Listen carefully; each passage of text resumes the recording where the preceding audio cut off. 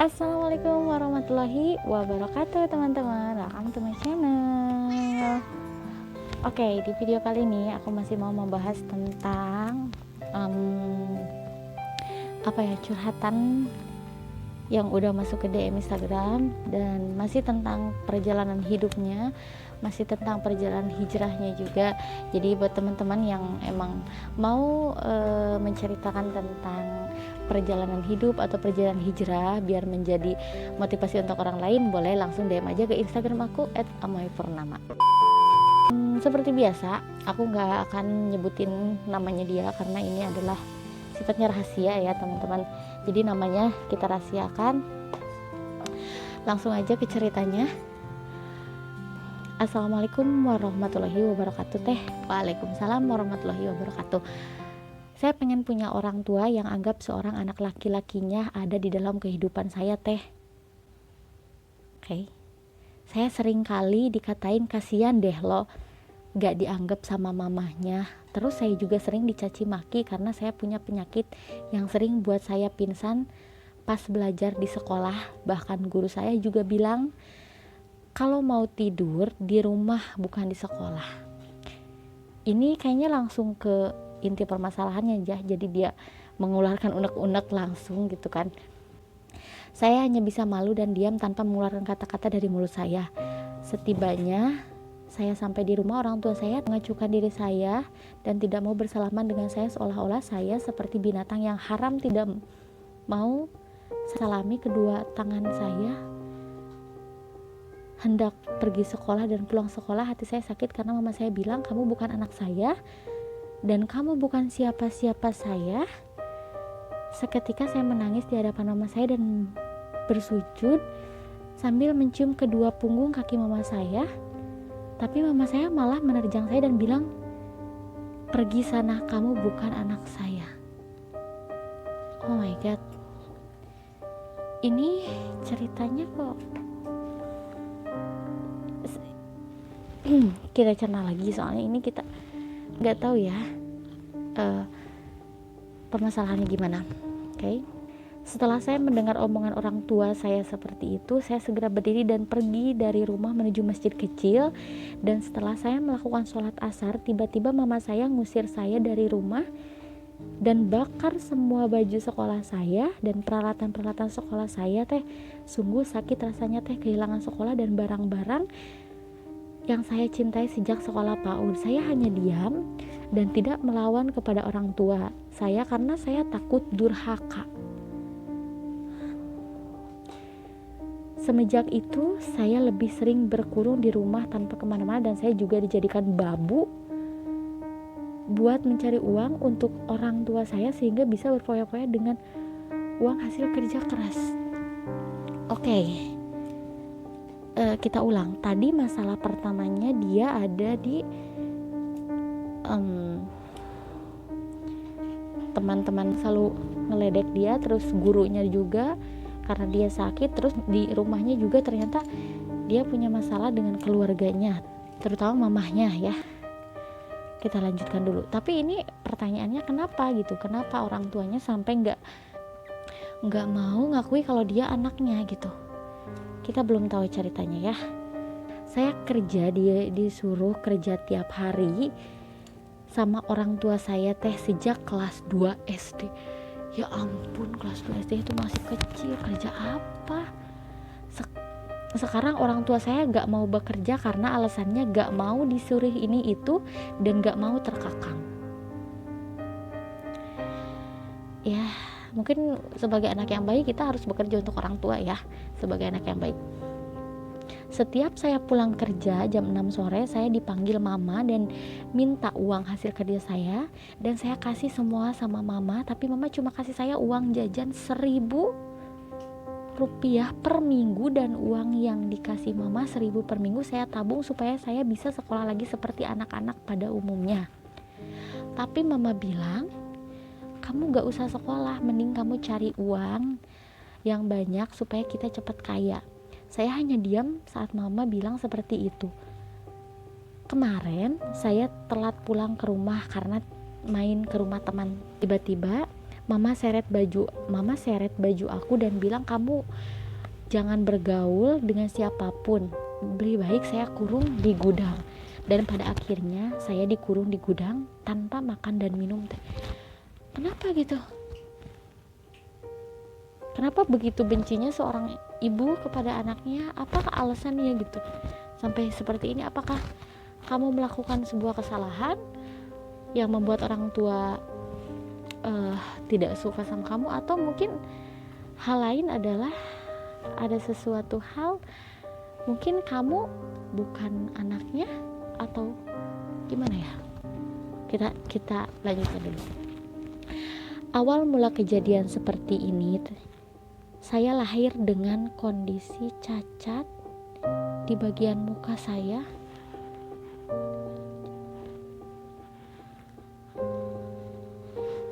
Dan maka dari itu, semenjak saya lahir ke dunia ini, orang tua saya gak pernah anggap saya sebagai anak kandungnya sendiri. Terus mama juga pernah mau bunuh aku. Innalillahi wa inna ilaihi raji'un. Di saat umur aku masih 2 minggu. Astagfirullahaladzim. Tapi untunglah kejadian itu tidak terjadi karena abang aku bilang, "Ma, jangan bunuh." Karena abang saya kasihan sama saya. Tapi setelah saya tumbuh menjadi seorang laki-laki dewasa, semua orang menjauhi saya karena kondisi muka saya yang cacat.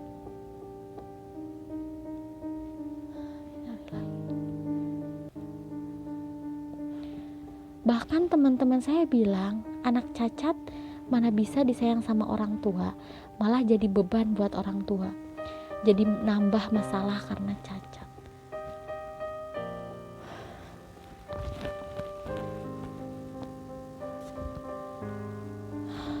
Sedih saya bacanya, ya Allah. Di dalam hati saya terasa sakit sama teman-teman saya bilang seperti itu kepada saya. Dan setelah itu saya pindah sekolah karena ulah perbuatan teman-teman saya yang bikin saya tidak nyaman jadinya. Saya pindah ke sekolah SMAN 23 Jakarta dan duduk di bangku kelas 3. Oh, ini dia. Oh, iya. Tapi semenjak mama bakar baju sekolah saya, akhirnya saya tidak bisa lagi bersekolah di tempat sekolah saya. Saya pernah bertanya sama mama, Mama sayang gak sama adik? Kata saya, tapi mama saya jawab, saya gak sayang sama kamu karena kamu anak cacat. Oh my god.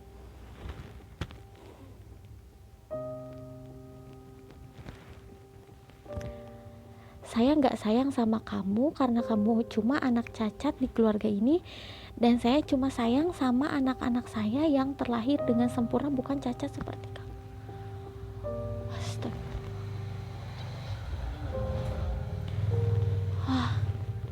Ya Allah, sedih banget ya. Di saat mama bilang seperti itu sama saya hanya diam dan nangis. Dan saya berdoa kepada Allah supaya orang tua saya disadarkan oleh sifat angkuhnya dan punya orang tua yang sayang sama anak-anaknya, baik sempurna ataupun gak sempurna.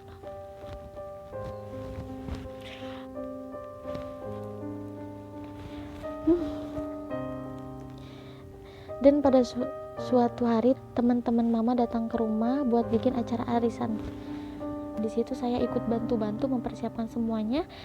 Pas di saat saya lagi bantu-bantu mempersiapkan semuanya, ada seorang ibu-ibu teman dari mama saya bertanya, "Itu anaknya ya, Bu?"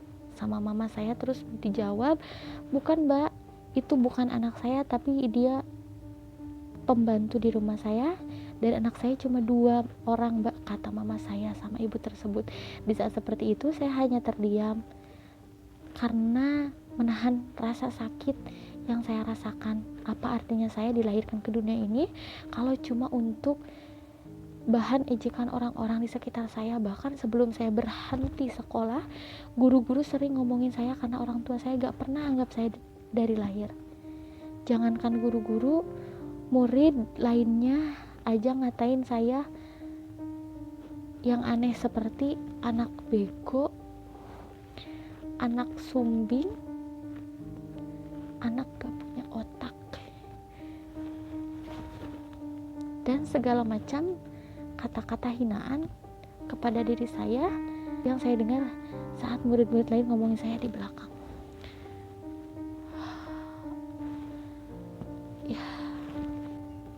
Dan saya sering disebut sama teman-teman saya dengan julukan si anak sumbing yang kerjaannya pingsan terus. Saya hanya diam ketika teman-teman saya menghina saya dengan membuli saya. Dan lebih sering lagi, saya sering jadi bahan bulian teman-teman saya di sekolah. Dan sebagian orang bilang kalau aku lahir hanya membawa malapetaka dan bikin keluarga saya menjadi susah karena saya. Saya hanya diam dan membisu di dalam hati saya. Saya sudah mengikhlaskan apa yang diperlakukan orang tua saya kepada saya sampai saat ini. Biarkan Tuhan yang Maha Esa lah yang membayar semuanya. Saya punya penyakit tersumbatnya saluran peredaran darah karena terhalang tumor di bagian otak kiri saya yang saat ini sering membuat tubuh saya pingsan dan kehilangan kesadaran diri. Kadang saya sering merasakan sakit yang luar biasa, mencengkeram bagian kepala yang mengakibatkan saya mimisan dan pingsan seketika. Saya sudah menderita sekitar 16 tahun dan sampai sekarang belum ada uang untuk operasi mengangkat tumor tersebut dari kepala saya. Asal saya dari kota Jakarta Selatan, daerah Kecamatan Mampang Perapat. Saya anak ketiga dari 3 bersaudara dan umur saya sekarang sudah 18 tahun. Namanya akan saya rahasiakan ya teman-teman. Oke, untuk namanya. Dan sekarang saya bersekolah di rumah singgah yang isinya anak-anak jalanan. Oke, jadi intinya perjalanan hidup dia itu sangat luar biasa. Yang mungkin awalnya dia itu lahir dengan kondisi yang tidak seperti orang lain pada umumnya gitu. Yang membuat orang tuanya itu tidak bisa menerima kenyataan seperti itu. Jadi orang tuanya tidak pernah menganggap anak ini sebagai anaknya, intinya seperti itu. Dan di sekolahnya pun dia juga dibully dan juga sering diomongin sama guru-gurunya. Oke, teman-teman semuanya, stop bullying, karena itu bisa membunuh seseorang gitu. Jangan sampai kita merasa diri kita itu adalah sempurna gitu. Kesempurnaan itu cuma milik Allah gitu.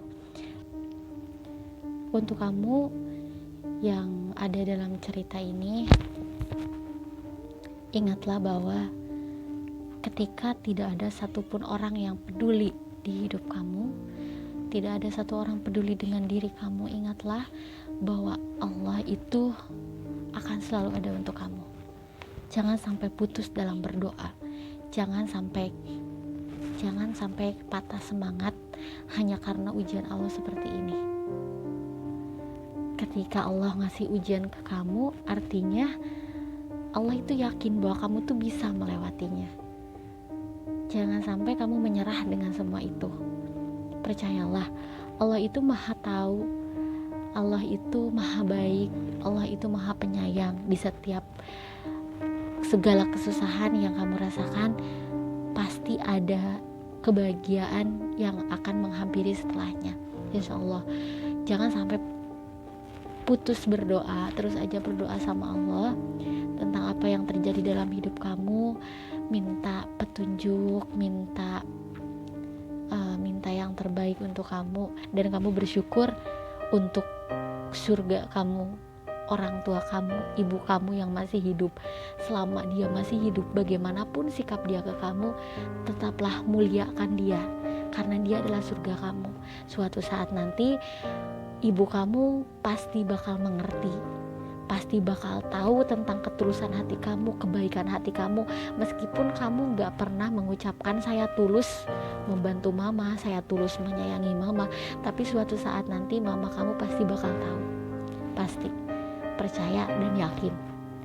Oke, dan untuk teman-teman di luar sana, ini adalah sebuah pelajaran untuk kalian yang masih punya orang tua, yang orang tuanya sangat perhatian kepada kalian. Bersyukurlah, karena di luar sana ada orang yang yang punya orang tua tapi sama sekali tidak bisa merasakan kasih sayang orang tua.